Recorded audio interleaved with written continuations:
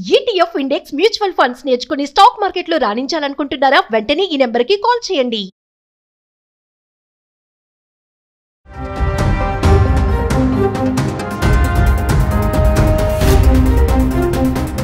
నమస్తే, welcome back to Suman TV. ప్రస్తుతం మనతో పాటు ఉన్నారు అనలిస్ట్ మందరి కృష్ణారెడ్డి గారు.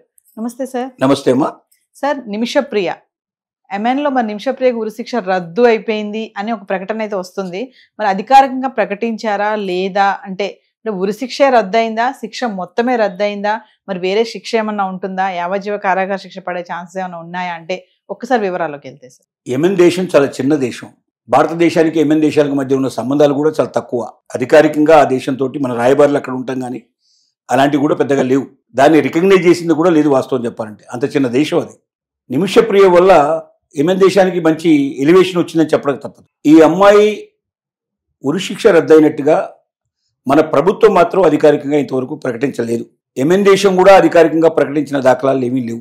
ఎవరు ఈ ప్రకటన చేసింది అంటే, ఎవరైతే అబూబకర్ అనే వ్యక్తి ఎవరైతే ఉన్నారో, భారతదేశం లోపల ముస్లిం పెద్ద ప్రవక్త, ఆయన యెమెన్ దేశానికి వెళ్ళి చాలా రోజుల నుంచి నిమిషప్రియ యొక్క ఉరిశిక్ష రద్దు చేయడానికి కోసం ప్రయత్నం చేస్తున్నారు. అంటే వీళ్ళ తల్లిదండ్రులు వెళ్ళి ఆయన కలుసుకున్నారు, మాట్లాడారు, రిక్వెస్ట్ చేశారు. ఆయన బాధ్యత తీసుకుని అక్కడికి వెళ్ళాడు. ఆయన ప్రయత్నాలు ఫలించాయని, ఉరిశిక్ష రద్దయింది అని మాత్రం ఆయన కార్యాలయం నుంచి ప్రకటన వెలువడింది. అది అధికారిక ప్రకటన కాదు. ఆయన అబూబకర్ దగ్గర నుంచి అయితే వచ్చింది అంతే. ఆయన కార్యాలయం అంటే అబూబకర్ సంబంధించినటువంటి మతానికి సంబంధించిన ఏదైతే కార్యక్రమం ఒక కార్యాలయం ఏర్పాటు చేసుకున్నారో ఆ కార్యాలయం నుంచి మాత్రమే ప్రతి పత్రికా ప్రకటన రిలీజ్ చేశారు వాళ్ళు. దీన్ని 100% నమ్మడానికి వీల్లేదు. ఎందుకంటే అధికారికంగా భారత ప్రభుత్వం ప్రకటించినప్పుడు లేదా యెమెన్ ప్రభుత్వం ప్రకటించినప్పుడు మాత్రమే దాన్ని మనం విశ్వసించాలి పూర్తిగా. రెండోది, ఉరిశిక్ష రద్దయినట్టుగా చెప్తున్నారు కానీ మరి యావజ్జీవ కారాగార శిక్ష ఏమైనా వేశారా, లేక శిక్ష తగ్గించేదైనా నామమాత్రం శిక్ష ఏమైనా వేశారా, లేక పూర్తిగా శిక్షనే రద్దు చేశారా, ఈ వివరాలు ఏవి మనకు తెలియడం లేదు. ఎందుకంటే వాళ్ళ కుటుంబ సభ్యులు దేనికైతే అంగీకరిస్తారో అది మాత్రమే ప్రామాణికంగా తీసుకోవడానికి అవకాశం ఉంది. ఇక్కడ ప్రభుత్వ జోక్యం కూడా ఏముండదు ఎక్కువ. ఎవరైతే చనిపోయారో ఆ చనిపోయిన వ్యక్తి యొక్క కుటుంబం మేము క్షమిస్తున్నాము, ఉరిశిక్షను మాత్రం రద్దు చేయండి, యావజ్జీవ కారాగార శిక్ష వేయండి అని చెప్తే వాళ్ళు వేస్తారు. ప్రభుత్వం అయితే, కోర్టు అయితే ఆల్రెడీ డిసిషన్ తీసుకుంది, కోర్టు జడ్జిమెంట్ ఇచ్చేసింది, ఉరిశిక్ష వేయడానికి డేట్లు కూడా ఫిక్స్ చేసింది. ఆ డేట్ రోజునే మనకు ఉరిశిక్ష పడాలి. కానీ ఇటు భారత ప్రభుత్వం యొక్క రిక్వెస్ట్, అటు కేఏ పాల్ క్రైస్తవ మత గురువులు ఇక్కడి నుంచి వెళ్ళి అక్కడ ఆయన ప్రయత్నాలు చేశారు. తర్వాత అబూబకరు ముస్లిం ప్రవక్త, ఈయన ప్రయత్నం చేశారు. అంటే ఒక గొప్ప విషయం ఏమిటంటే, ఒక క్రిస్టియన్ లేడీ కోసం ఇటు ప్రభుత్వం, అటు ముస్లిం పెద్దలు, అటు క్రిస్టియన్ పెద్దలు అందరూ ప్రయత్నాలు చేశారు.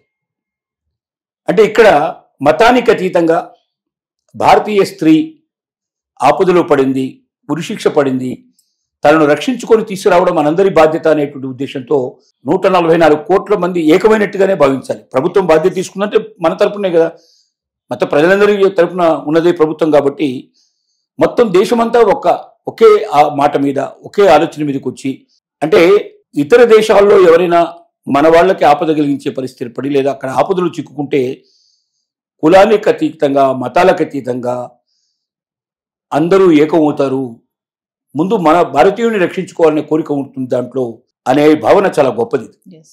ఇది నేషనాలిటీ అంటారు, దీన్ని జాతీయత అంటారు. అంటే అక్కడికి వచ్చేసరికి భారతీయుడు అనే మాటే వస్తుంది తప్ప నువ్వు ఏ కులం ఏ మతం అనేది మళ్ళీ మన దేశంలో ఉన్నప్పుడు కొట్టుకు చేస్తారు. మన దేశంలో ఉన్నప్పుడు కులం కోసం మతం కోసం విపరీతంగా మనం రోజు కొట్టుకోవడం పేపర్ల నిండా టీవీల నిండా మనం చూస్తూనే ఉంటాం. కానీ ఒకసారి ఈ దేశం దాటిన తర్వాత కులాలు మతాల కన్నా ఎక్కువగా పనిచేసేది ఏమిటంటే అక్కడ జాతీయత. అంటే భారత జాతీయురాలి మీద అక్కడ ఒకటి జరుగుతోంది. అందులో ఆమె తప్పెంతుంది, ఆమె ఎంత నేరం ఉంది అనేది తర్వాత సంగతి. అక్కడ కొంత తన తప్పు కనబడుతుంది, కొంత అవతల వాడి తప్పు అయితే ఇంకా చాలా ఘోరంగా కనబడుతుంది. చనిపోయిన వ్యక్తి ఎవరుతున్నారో ఆమెను మోసం చేశాడు, ఆమె సంతకాలు ఫోర్జరీ చేశాడు, ఆవిడ పాస్పోర్ట్ లాక్కున్నాడు, ఆవిడ వీసాలు లాక్కున్నాడు, ఆవిడని పెళ్లి చేసుకున్నట్టుగా ఫొటోస్ కూడా మార్ఫింగ్ ఫొటోస్ అన్ని క్రియేట్ చేసి దాన్ని కూడా ప్రచురించడం కూడా జరిగింది. ఈ రకంగా మానసికంగా టార్చర్ పెట్టాడు, శారీరకంగా టార్చర్ పెట్టాడు. ఎన్ని రకాలుగా ఆమెను ఉపయోగించుకోవాలో అన్ని రకాలుగా ఉపయోగించుకున్నాడు. కాబట్టి అతని పీడ వదిలించుకొని బయటికి రావాలి, అతని తాత్కాలికంగా మత్తులో పెట్టేసేసి తనకు సంబంధించిన పేపర్స్ అన్ని తీసుకొని బయటకు వచ్చేసేసి ఆ దేశాన్ని వదిలిపెట్టి ఇండియాకు వచ్చేయాలన్నటువంటి ఆతృతలో తొందరలో తను ఇచ్చినటువంటి మత్తుమందు అది ఎక్కువ డోస్ అయిపోవడం, అతనికి ఆల్రెడీ అనేక రకాలైనటువంటి తాగుడు డ్రగ్స్ వాడటం ఇట్లాంటివన్నీ ఉన్నాయి. కాబట్టి అది ఎక్కడో వికటించి అతను మరణానికి దారితీసింది. ఈ పరిస్థితుల్లో అక్కడి నుంచి తప్పించుకోవడానికి ప్రయత్నించడంలో తను చేసిన ఇంకొక పెద్ద పొరపాటు ఏమిటంటే ముక్కలు ముక్కలుగా నలిపేసి ఆ శవాన్ని వాటర్ ట్యాంక్లో పడేసే ప్రయత్నం కూడా చేసినట్టుగా తెలుస్తోంది. అంటే ఆ పని మాత్రం చేయకుండా ఉండాల్సింది.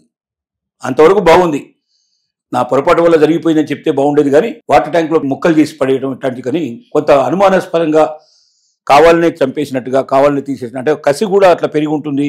తన మీద చేసిన టార్చర్కి తను కసి తెచ్చుకోవడానికి ప్రయత్నం చేసింది అన్న అనుమానాలు కలిగేటట్టుగా ఉన్నాయి. కానీ ఏది ఏమైనప్పటికీ మన భారతీయ వనిత అక్కడ ఆపదలు చిక్కున్నది, ఉరిశిక్షబడే పరిస్థితి ఏర్పడింది అన్నప్పుడు అన్ని కులాల వాళ్ళు అన్ని మతాల వాళ్ళు ఏకమై బయటికి తీసుకొచ్చే ప్రయత్నం చేస్తున్నారు. కానీ భారత ప్రభుత్వం నుంచి కానీ యమన్ ప్రభుత్వం నుంచి కానీ అధికారిక ప్రకటన వచ్చేదాకా దీన్ని పూర్తిగా నమ్మడానికి విశ్వసించడానికి అవకాశం లేదు.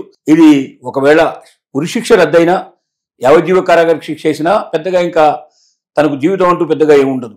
కొద్ది సంవత్సరాలు మాత్రమే శిక్ష వేసి తీసేస్తే దాని విషయంలో ఎంతవరకైనా బాగుంటుంది, కొంతకాలం అనుభవించి బయటికి రావడానికి అవకాశం ఉంటుంది. కానీ యావజ్జీవ కారాగార శిక్ష అంటే ఆ దేశాల లోపల చనిపోయేదాకా కూడా ఉంచే అవకాశాలు ఉంటాయి. మన దగ్గర అయితే 25 సంవత్సరాల వరకు మ్యాక్సిమం టైం ఉంటుంది. 25 సంవత్సరాల తర్వాత వయసును బట్టి 25 ఇయర్స్ వరకు అవకాశం ఇస్తారు. 25 ఇయర్స్ తర్వాత ఇంకా బతుకుంటే అప్పుడు వదిలేసే అవకాశాలు కూడా ఉంటాయి.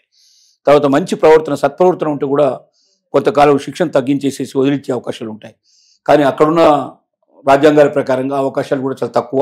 కాబట్టి యావజ్జీవ కారాగార శిక్ష పడకుండా ఏదైనా శిక్ష తగ్గించి నామమాత్రంగా వేసి కొద్ది రోజులు అనుభవించి రావడానికి అవకాశం ఇస్తే ఆవిడకు జీవితం ఉండే అవకాశం ఉంటుంది, భవిష్యత్తు ఉండే అవకాశం ఉంటుంది. Thank you.